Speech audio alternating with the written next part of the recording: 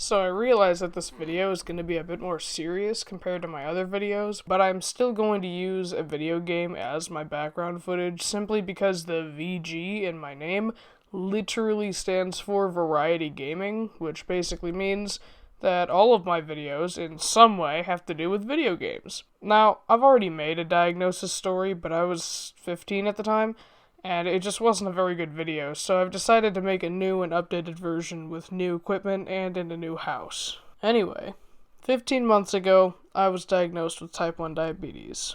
Now, I'm planning to make a newer version of my misrepresentation of diabetes video, because I'm sure that just hearing that I have diabetes, you probably assumed that it was because of my diet or weight, and that just could not be more wrong. Type 1 diabetes is an autoimmune disease. That means my immune system fucked up and attacked my pancreas. No one knows why, it just happens. And that has nothing to do with diet or weight. Either way, it happened to me on October 29th of 2020, which led to the worst week of my life. And I'm not exaggerating, and I'm not saying this for sympathy. I'm saying this because I want you to understand the impact that type 1 diabetes has on people. Now, typically, when someone is diagnosed, they're hospitalized because they went too long without insulin, and that was almost me.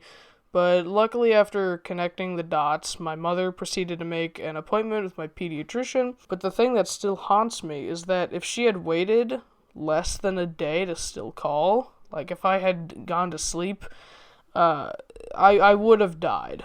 And that's not a thought that I like, but it sticks with me, even though it's been a while. So, once we actually got to the pediatrics office, is that what it's called? I don't actually, whatever. They made me do the most logical thing I can think of.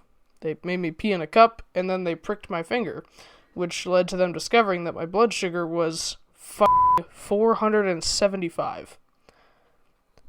110 is normal. Now, this was already a stressful situation, but my mother proceeds to say, "Oh my god, I didn't know it could even go that high."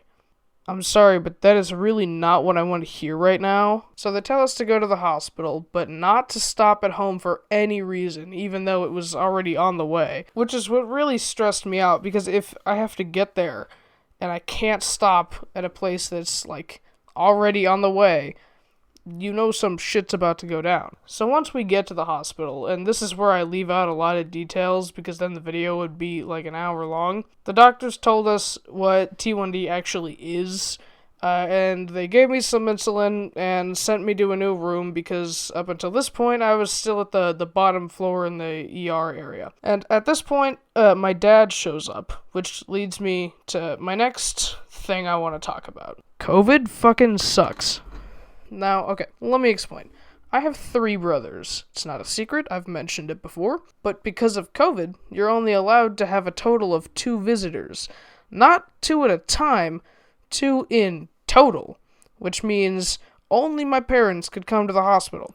And while that doesn't sound like a big deal, at the time I was 14 years old. Imagine that you're 14 years old and you have just been diagnosed with a disease that will be with you for the rest of your life. And the only people that you can see for 48 hours are doctors, the people that gave you this information, and your parents. Now, the reason I made this video is to make people aware of T1D and the challenges that come with being diagnosed. But I am glad I was diagnosed when I was, because most children are diagnosed at a much younger age than 14. I'm talking 8. It's common for them to be diagnosed when they're still an infant.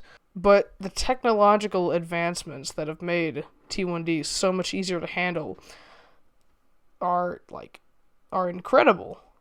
I mean, the hell, back in the 70s, you didn't have insulin pumps. You didn't have continuous glucose monitors. It was so much worse. And the technological advancements they have made since then, have helped so much, but it's still a lot of stress and a constant fear that you just have to accept and sort of live with.